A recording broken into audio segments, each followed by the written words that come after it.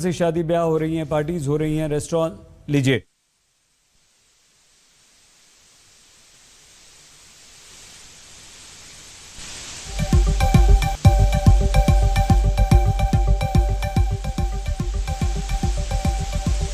राष्ट्र को संबोधित करेंगे। ये कहा जा रहा है, माना जा रहा है कि जिस तरह से ओमिक्रॉन हमारे देश में तेजी से फैल रहा है, उससे आगाह करेंगे। मेरे प्यारे देशवासियों, आप सभी को क्रिसमस की शुभकामनाएं। हम इस वर्ष के अंतिम सप्ताह में हैं।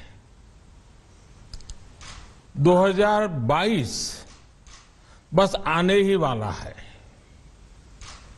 आप सभी 2022 के स्वागत की तैयारी में जुटे हैं, लेकिन उत्साह और उमंग के साथ ही ये समय सचेत रहने का भी है। आज दुनिया के कई देशों में कोरोना के नए वेरिएंट ओमिक्रॉन की वजह से संक्रमण बढ़ रहा है।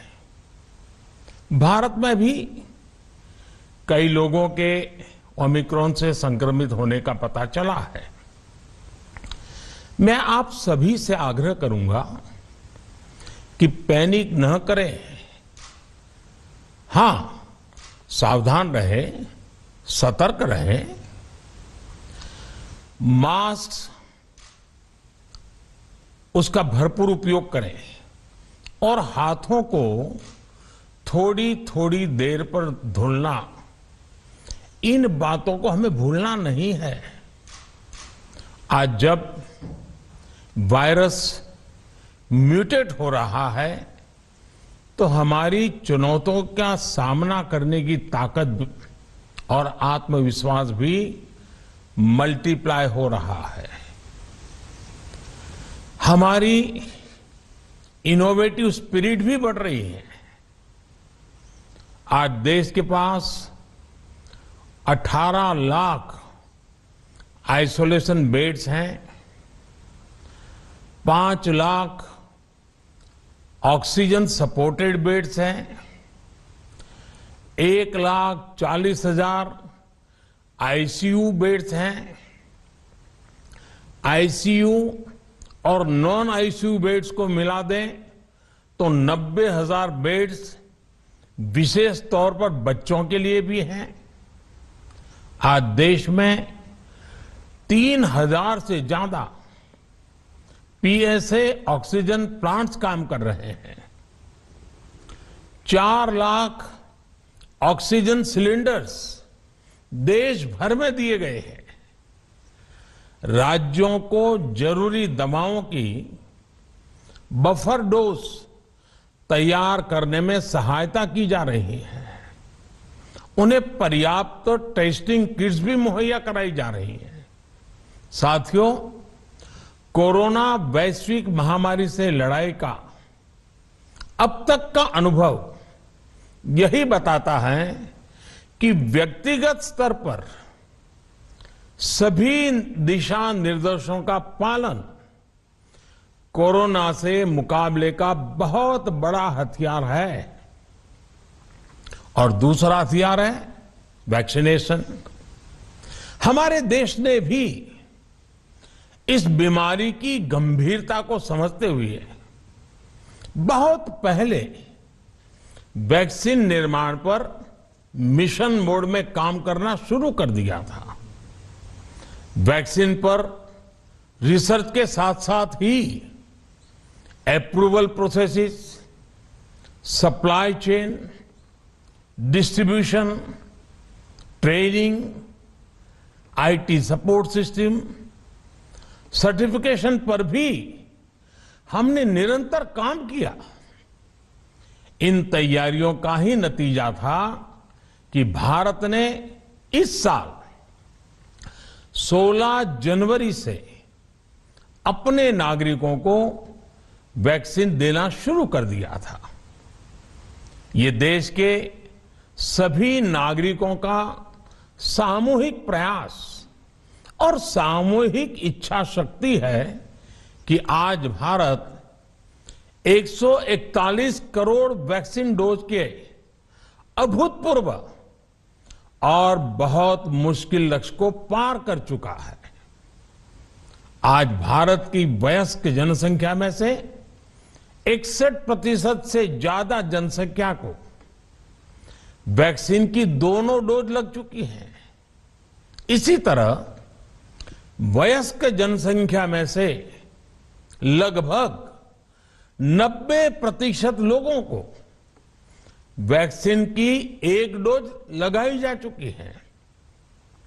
आज हर भारतवासी इस बात पर गर्व करेगा कि हमने दुनिया का सबसे बड़ा, सबसे विस्तारित और कठिन भौगोलिक स्थितियों के बीच इतना सुरक्षित वैक्सीनेशन अभियान चलाया। कई राज्य और विशेष तौर से टूरिज्म की दृष्टि से महत्वपूर्ण राज्य जैसे गोवा, उत्तराखंड, हिमाचल जैसे राज्यों ने 100% सिंगल डोज वैक्सीनेशन का लक्ष्य हासिल कर लिया है। आज देश के दूर सुदूर गांवों में जब 100% वैक्सीनेशन की खबरें आती हैं तो मन को संतोष होता है। यह प्रमाण है हमारे हेल्थ सिस्टम की मजबूती का, हमारी टीम डिलीवरी का, हमारे हेल्थ केयर वर्कर्स के डेडिकेशन और कमिटमेंट का, और देश के सामान्य मानवी के अनुशासन और विज्ञान में उनके विश्वास का। हमारे देश में जल्दी ही नेजल वैक्सीन और दुनिया की पहली डीएनए वैक्सीन भी शुरू होगी। साथियों, कोरोना के खिलाफ भारत की लड़ाई शुरू से ही वैज्ञानिक सिद्धांतों, वैज्ञानिक परामर्श और वैज्ञानिक पद्धति पर आधारित रही है। पिछले 11 महीने से देश में वैक्सीनेशन अभियान चल रहा है। देशवासी इसके लाभ भी महसूस कर रहे हैं। उनकी रोजमर्रा की जिंदगी सामान्य हो रही है। आर्थिक गतिविधियां भी दुनिया के कई देशों की तुलना में उत्साहजनक रही हैं। लेकिन साथियों, हम सभी जानते हैं कि कोरोना अभी गया नहीं है। ऐसे में सतर्कता बहुत जरूरी है। देश को सुरक्षित रखने के लिए, देशवासियों को सुरक्षित रखने के लिए हमने निरंतर काम किया है।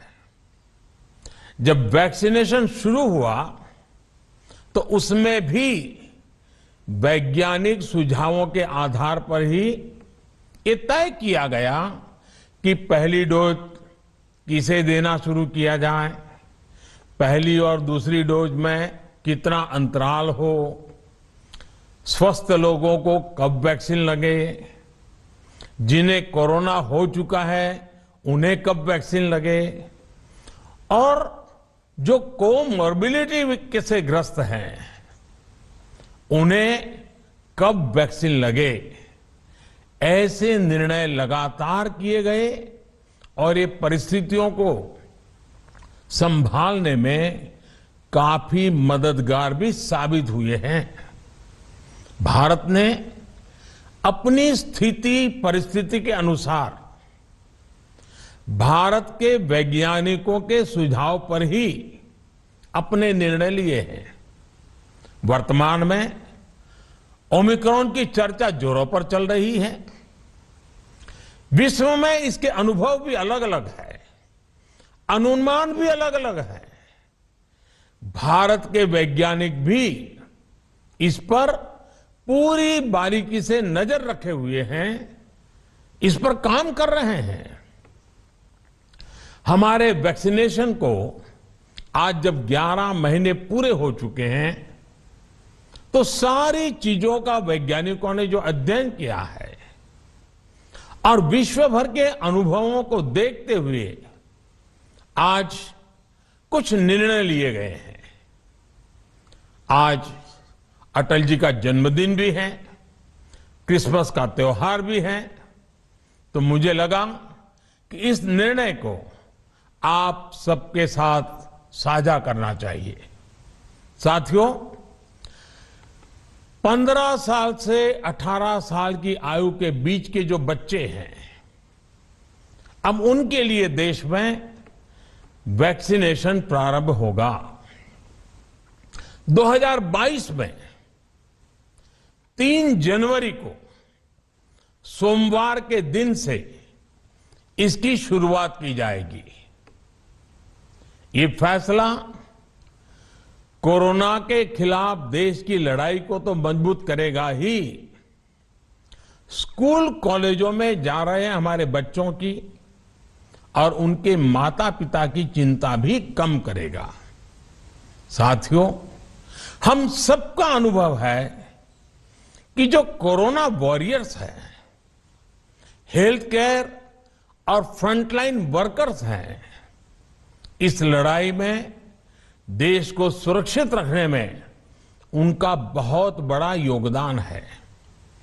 वो आज भी कोरोना के मरीजों की सेवा में अपना बहुत समय बिताते हैं।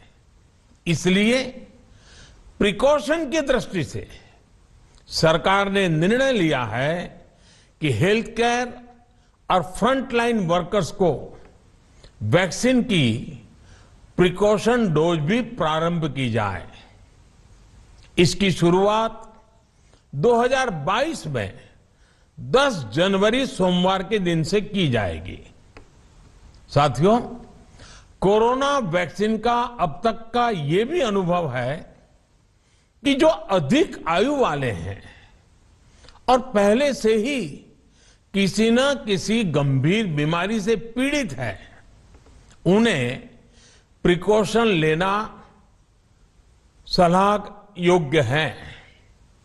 इसको ध्यान में रखते हुए 60 वर्ष से ऊपर की आयु के कोमॉर्बिडिटी वाले नागरिकों को उनके डॉक्टर की सलाह पर वैक्सीन की प्रिकॉशन डोज का विकल्प उनके लिए उपलब्ध होगा। ये भी 10 जनवरी से प्रारंभ होगा। साथियों, मेरा एक आग्रह है कि अफवाह, भ्रम और डर पैदा करने के जो प्रयास चल रहे हैं, उनसे बचना चाहिए। हम सभी देशवासियों ने मिलकर अब तक दुनिया का सबसे बड़ा वैक्सीनेशन अभियान चलाया है। आने वाले समय में हमें इसको और गति देनी है और विस्तार देना है। हम सभी के प्रयास ही कोरोना के खिलाफ इस लड़ाई में देश को मजबूत करेंगे। आप सबका बहुत बहुत धन्यवाद।